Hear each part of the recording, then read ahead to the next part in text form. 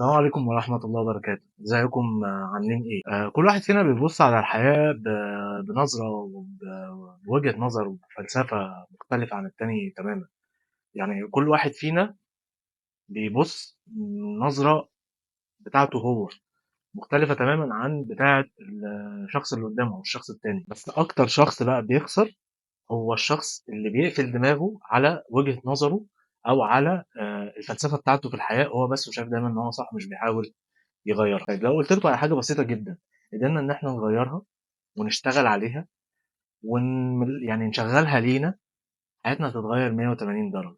الحاجة دي هي الperspective. الperspective ده هو العدسة اللي أنت بتبُص بيها على حياتك، على مشاكلك، على الفُرَص اللي بتقابلك، على التحديات اللي بتواجهك في حياتك، على كل حاجة بتبُص لها إزاي، بتاخد قرار فيها على أساس إيه. هي دي الperspective أو هي دي العدسة اللي أنا باكلمكم عليها النهارده. طيب عشان أشرح الموضوع أكتر، تخيل معايا الموقف ده، الاتنين دول عايشين نفس الحياة، بنفس الشغلانة، بنفس الظروف، بنفس العيلة، بنفس كل حاجة، identical، متطابقين في كل حاجة بالضبط.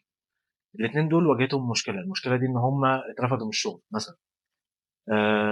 الأولاني بَص على الموضوع من عدسة إن أنا حياتي خربت، أنا خسرت كل حاجة، أنا مش عارف أنا هاصرف منين، أنا مش عارف أنا هاعيش إزاي، أنا مش عارف المسؤوليات، وفضل يولول ويندب على حظه، واشمعنى أنا اللي حصل معايا الموضوع ده، خد الاتجاه ده.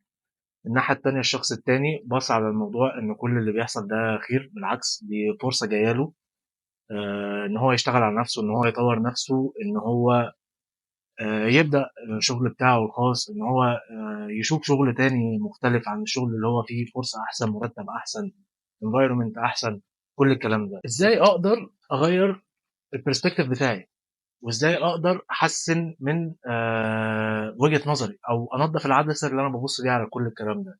أنا بالنسبة لي أكتر حاجات أثّرت معايا لإن أنا كان عندي المشكلة دي، أنا كنت بابُص على المواضيع من ناحية سلبية، كنت باندب حظي. كانت الضربة اللي بتيجي لي بتعطّلني جدًا بسبب إن أنا بافضل عطلان في حتّة ليه واشمعنى وأعمل إيه وأتصرّف إزاي ويا لهوي والحقوني وكل الكلام ده. أقدر إزاي إن أنا أحسّن الperspective بتاعي أو أقدر إزاي أنضّف العدسة اللي أنا بابُص بيها على المواضيع دي. أول حاجة وأهم حاجة إيمانك بربنا سبحانه وتعالى إن هو ما فيش حاجة بتحصل لك وِحشة، مهما أنت شايف إن اللي حصل ده كارثة وشايف إن الدنيا اسودت بعد اللي حصل ده، دايمًا خلّي عندك إيمان إن ربنا ما بيعملش حاجة وحشة، ما فيش حاجة وحشة بتحصل لك في حياتك مهما كانت الموضوع من برّه يبان كارثي. ممكن في خلال فترة معينة تفهم إن اللي حصل لك ده خير، ممكن ما تفهمش طول حياتك إن اللي حصل لك ده خير كان عامل إزاي، بس لازم دايمًا تكون مقتنع إن اللي بيحصل أيًا كان عامل إزاي هو خير ليك، ربنا مش هيعمل لك حاجة وحشة. دي أول نقطة. تاني نقطة القراية. يا جماعة القراية مهمة جدًا، جدًا، جدًا. أنا شخص كنت باكره القراية. ما باقدرش أقعد على كتاب أقرا فيه يعني 5 دقايق على بعض. القراية دي مهمة جدًا، بتنضّف لك دماغك، بتنضّف لك أفكارك، بتغيّر لك وجهة نظرك في حاجات كتيرة، كل حاجة، كل حاجة، حرفيًا بتعمل لك setup جديد لمخك.